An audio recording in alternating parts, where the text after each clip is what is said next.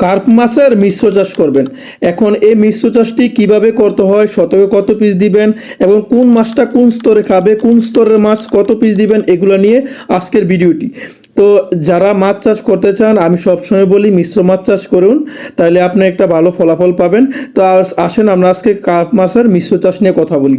তো পুকুরে কিন্তু তিনটি স্তর থাকে, হ্যাঁ, তিন স্তরে তিন পদের মাছ দেওয়া যায়।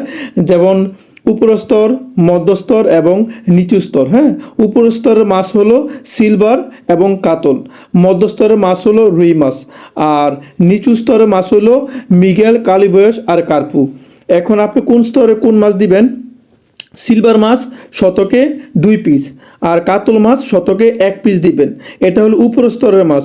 আর মধ্যস্তরের মাছ হলো রুই মাছ, শতকে 8 পিস বা 7 পিস দিবেন। আর নিচু স্তরের মাছ হলো মৃগেল মাছ, কালীবয়স মাছ, তারপরে কার্পু মাছ। কালীবয়স, কার্পু, মৃগেল, এই তিনটা মাছ মিলে আপনি 10 পিস দিবেন।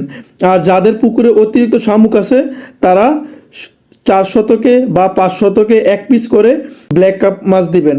আর যাদের পুকুরে শামুক নাই কিন্তু আগাছা আছে, ঘাস আছে, তারা শতকে 5 শতকে 1 পিস করে গ্লাস কাপ মাছ দিবেন।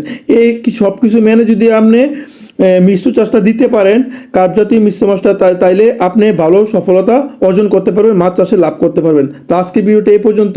আমার ভিডিওটি শেয়ার করে সকলকে দেখার সুযোগ করে দিন। আসসালামু আলাইকুম ওয়া রাহমাতুল্লাহি ওয়া বারাকাতুহু।